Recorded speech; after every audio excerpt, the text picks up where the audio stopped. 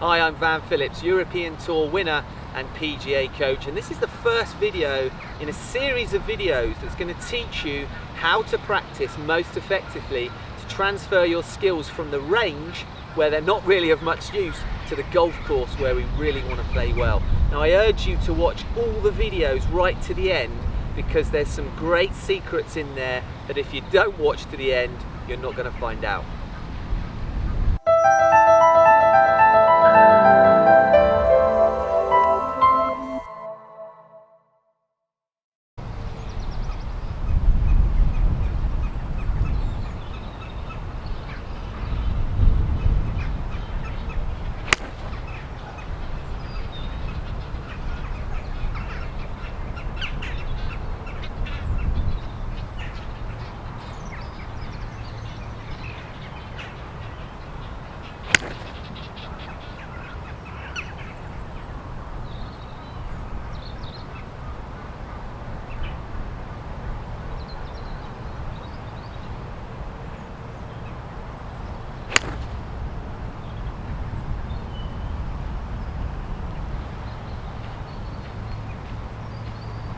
Ben Hogan once said, the answer is in the dirt, or in this case, in the AstroTurf. And ever since then, all of us mad keen golf lovers have been beating balls on the range because practice makes us better, right? Problem is, the average handicap hasn't changed in the last 10 years, and even the best pros still find it difficult to take their range game to the golf course. Even Tiger Woods used to call himself Range Pro. That was his nickname, that's how he used to joke with people, because he felt he could never replicate the skills that he had on the range when he actually went out onto the golf course. So why is that? Why is it that we can go to the range, hit 50 balls in succession, feel great, walk 100 yards to the first tee, and we feel like our arms belong to somebody else? Well, as Professors Tim Lee and Richard Smith, two academics of motor learning, have proved in a research paper that there are actually 3 skills that we all take part in and do when we play golf. Okay, and those 3 skills are: we plan the shot, okay, we plan a course of action, we then attempt to execute that course of action, we act, okay, and finally we review. Okay, we look at the result, we evaluate sensations we had in our body, we try to work out what happened, why was it a good shot, why was it a bad shot. So there's 3 very definite phases of skill, okay, and each phase is an individual skill that must be improved if we're going to get better. Okay? Now the problem is, what most people do is we only practice one of those 3 skills.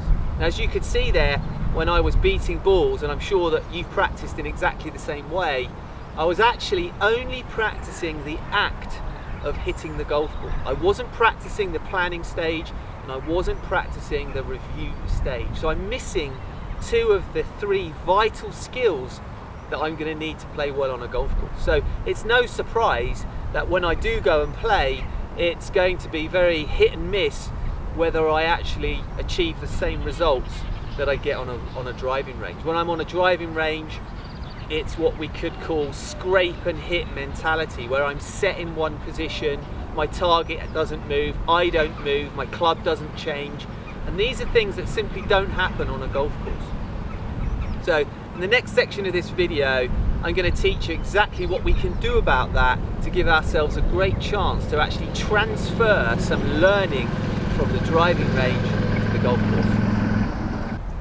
Okay, so what can we do to start practicing effectively? Well, the first thing we can do is we need to create an effective practice environment. Now, as you can see behind me, I've got my basket of balls, and as you saw earlier in the beginning of this video, I was simply scraping a ball across, hitting, scraping a ball across and hitting. So nothing like what's going to happen on a golf course. So the first thing we can do is we can take that bucket of balls and we need to put it at least 3 to 5 yards away from us, so that we're going to need to actually move to get a golf ball. Okay, so I'm going to do that right away.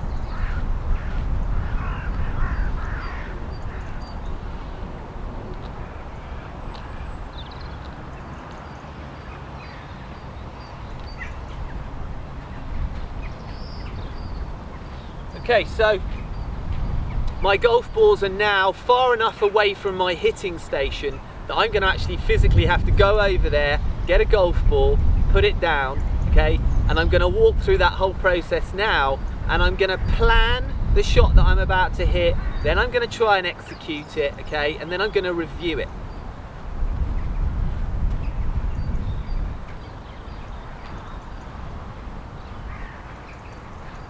Okay, so my target is the huge monument in the background, and I want to hit this ball very straight. That's my intention. I've decided my plan is going to be to really feel that club face holding nice and neutral and square to my swing path through impact, and my intention is to hit a very straight ball flight here.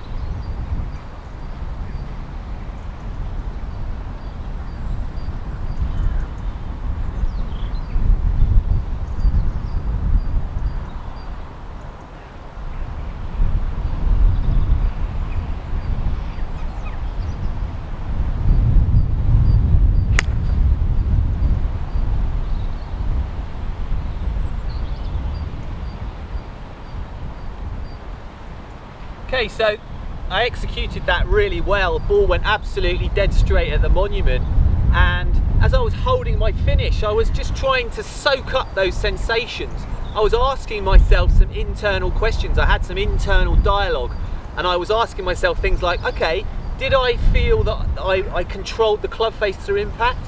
Okay, and then I had a few seconds to evaluate that. Yeah, I did. Yeah, I could really feel that that club face was pretty square. The ball flight gave me some feedback, so yes, I can confirm that my sensations were probably accurate. The ball told me that. So I'm reviewing what happened, I'm looking at the ball flight, I'm comparing the ball flight to my sensations, and I'm making some evaluation of my performance, good or bad. Okay, so I've gone through the whole system that I would go through on a golf course. So that one shot, I've given myself the opportunity to actually retain some learning, okay?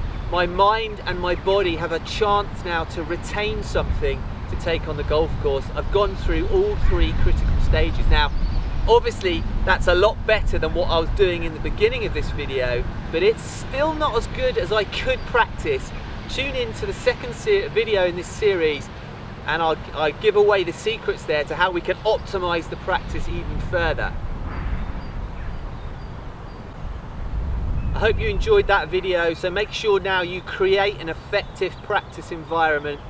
Please check out my website www.vanphillips.co.uk. There's over 60 videos on there with some great psychology tips all the way through to putting. Check me out on Facebook, Instagram and Twitter, and please subscribe to my channel if you enjoyed it.